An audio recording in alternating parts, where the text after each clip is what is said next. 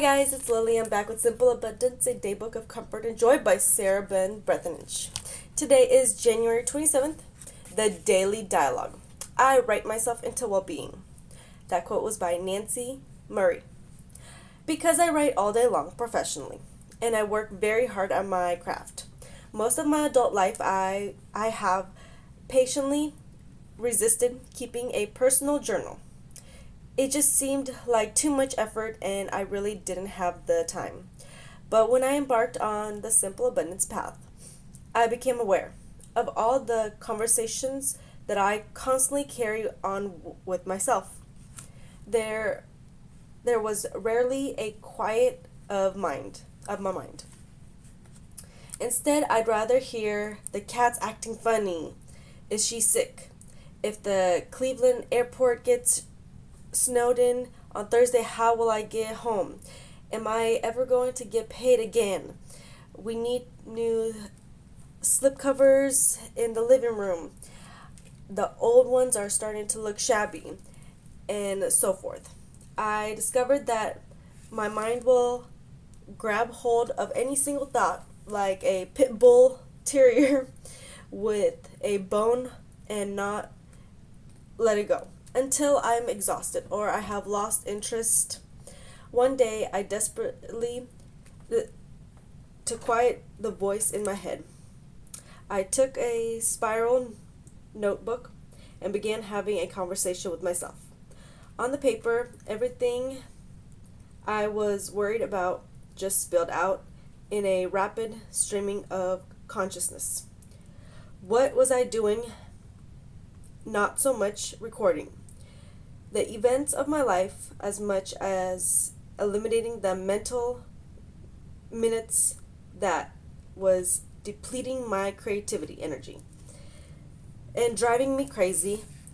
All was then able to let go and get on with my day. Groan and forget it. The writer Jasmine West advised. She's right. The ritual became very centered and therapeutic. I have been doing my daily dialogue for several years now, and while I may sometimes skip a few days, I always look forward to checking in with my consciousness because this inner tool really works. It clears my head and calms my restlessness spirit. It will do the same for you. Interestingly, after a while, the pages take on a life of their own. I call this ritual the daily dialogue because you are really conversating with someone much wiser and saner as you write your authentic self. Try writing a daily dialogue as an experiment for 21 days. That length of time, psychologists tell us we need to perform a new behavior before it becomes a habit. Neither the time of day nor the amount you write seems to matter as much as the repetition.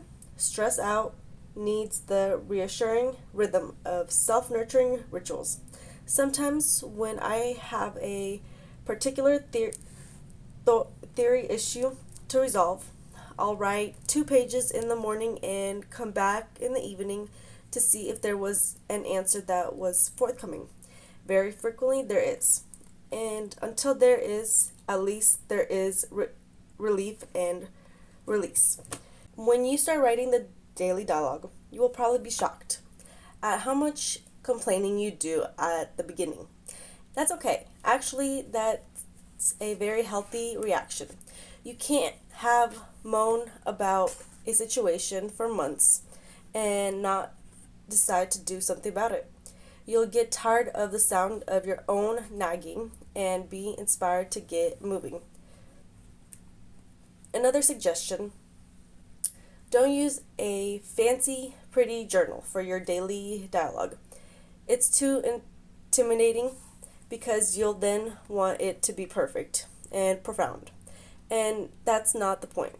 Use a spiral notebook or loose leaf pages just to get down on paper whatever's hovering on the horizon of your brain, disguised as dull headache. Allison Laurie confessed that with pencil and paper, I could revise the world. Writing a daily dialogue is a sure way of revising yours as you search for your authenticity. Thank you so much for reading with me. I'll see you guys tomorrow. Bye.